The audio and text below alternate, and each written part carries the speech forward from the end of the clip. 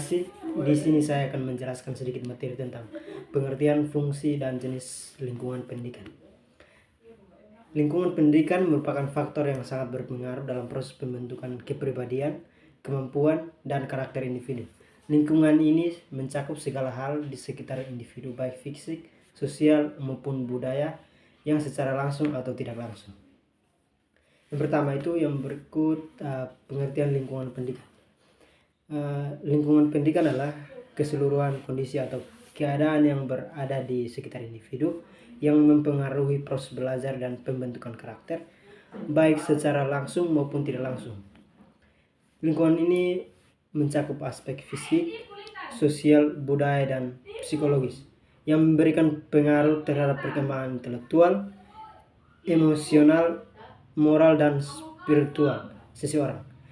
Dalam konteks pendidikan, lingkungan berperan sebagai media dan sumber belajar yang memungkinkan individu untuk memperoleh pengalaman, pengetahuan, keterampilan, serta nilai-nilai kehidupan. Lingkungan pendidikan dapat berasal dari berbagai konteks seperti keluarga, sekolah, masyarakat, atau interaksi dengan teknologi. Proses pendidikan tidak hanya terjadi dalam lingkungan formal seperti institusi pendidikan, tetapi juga dalam lingkungan non-formal dan informal. Sebagai contoh, keluarga sebagai lingkungan informal menjadi fondasi pertama dalam menanamkan nilai moral dan kebiasaan. Sementara sekolah sebagai lingkungan formal memberikan pengetahuan akademik yang terstruktur. Dan dengan demikian, lingkungan pendidikan menjadi faktor penting dalam membentuk potensi dan karakter individu secara holistik. Penjelasan yang berikut tentang yaitu pertama, faktor fisik. Faktor fisik dalam lingkungan pendidikan mengacu pada segala aspek material yang mempengaruhi proses belajar mengajar dan perkembangan individu.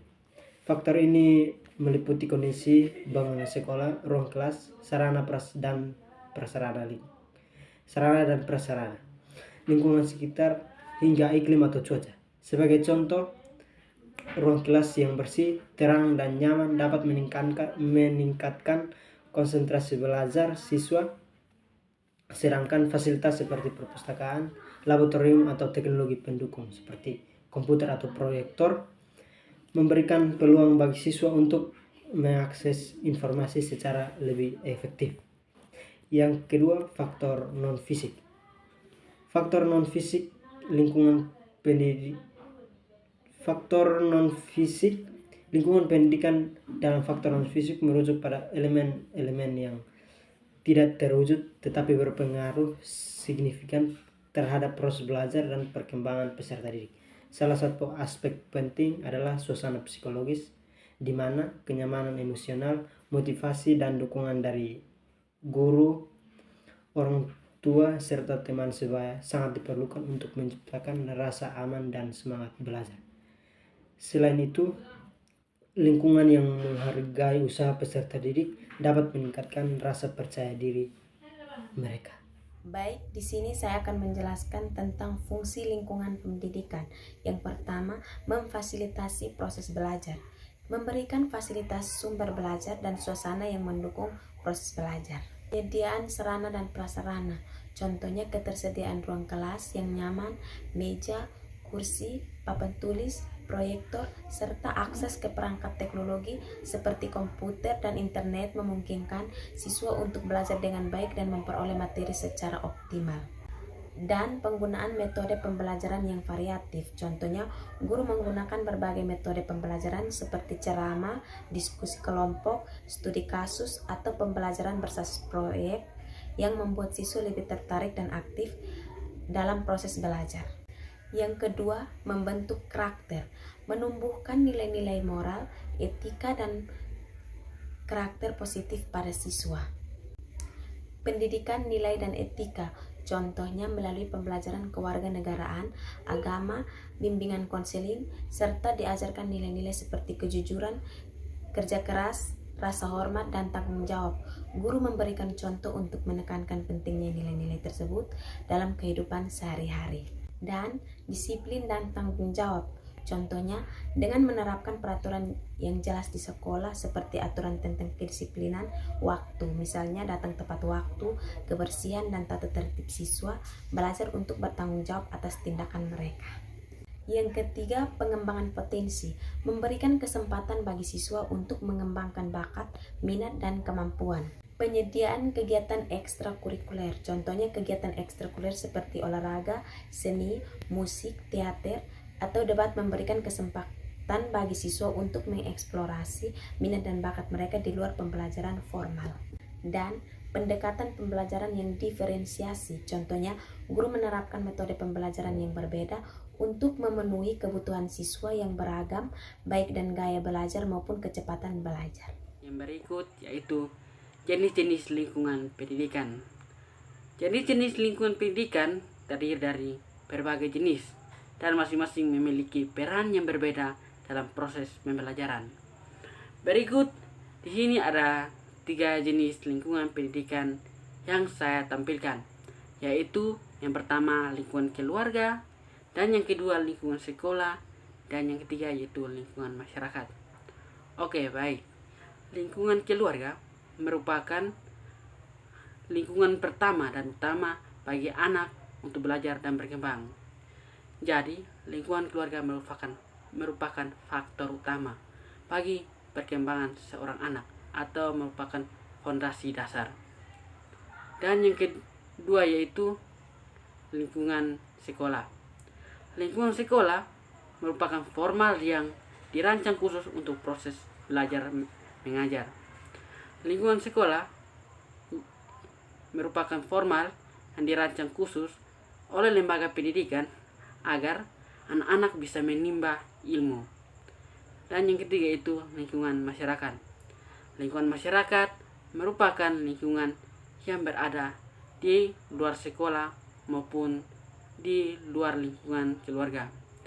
Lingkungan masyarakat merupakan lingkungan yang memberikan pengalaman dan pengetahuan yang baru bagi seorang anak jika berada di lingkungan luar atau lingkungan umum seperti di sekitar masyarakat. Lingkungan keluarga.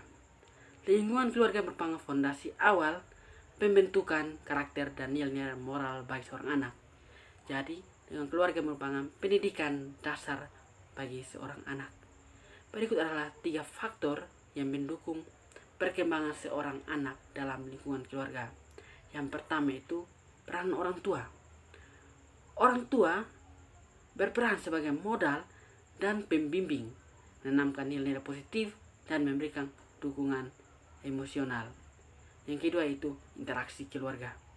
Interaksi yang harmonis dan support dalam keluarga dapat menciptakan suasana kondusif untuk belajar. Dan yang ketiga yaitu tradisi dan budaya. Tradisi dan budaya keluarga juga berpengaruh besar pada perkembangan seorang anak. Oke, baik, di sini saya akan menjelaskan jenis-jenis lingkungan yang ada di sekolah, lingkungan pendidikan yang ada di sekolah. Sekolah merupakan lingkungan formal yang dirancang secara khusus untuk proses belajar mengajar. Di lingkungan sekolah itu terdiri dari guru, teman sebaya, dan fasilitas. Guru itu merupakan pemandu dan fasilitator proses belajar mengajar dan memberikan bimbingan dan pengetahuan. Teman sebaya itu berperan dalam membentuk interaksi sosial dan mengembangkan kemampuan bersosialisasi. Dan fasilitas di sekolah itu terdiri dari ruang kelas, buku, dan peralatan belajar. Fasilitas ini berfungsi untuk mendukung proses belajar mengajar selama di sekolah. Jenis-jenis pendidikan lingkungan. Jenis-jenis pendidikan lingkungan terdiri dari berbagai jenis dan masing-masing memiliki peran yang berbeda dalam proses pembelajaran. Jenis-jenis lingkungan pendidikan ada 3, yaitu yang pertama lingkungan keluarga, yang kedua lingkungan sekolah, dan yang ketiga lingkungan masyarakat. Nah, di sini saya akan menjelaskan tentang lingkungan masyarakat. Nah, lingkungan masyarakat merupakan salah satu lembaga pendidikan yang memiliki pengaruh besar terhadap pembentuk karakter seseorang. Nah, lingkungan masyarakat ini memberikan pengalaman dan pengetahuan yang baru yang dapat memperkaya wawasan siswa. Nah, dalam jenis pendidikan lingkungan di masyarakat ini, ada beberapa hal yang sangat penting, yaitu yang pertama, interaksi sosial. Nah, interaksi sosial dalam masyarakat adalah hubungan timbul balik yang terjadi antara individu kelompok atau antar kelompok. Interaksi sosial dapat terjadi secara langsung maupun tidak langsung dan dapat mempererat hubungan atau menimbulkan konflik. Nah, yang kedua, pengalaman baru. Pengalaman baru yang terjadi pada pendidikan lingkungan di masyarakat dapat berupa yang pertama, praktek lapangan, menambah pengalaman dan membantu mencegah masalah sosial. Nah, yang ketiga, pengetahuan praktis.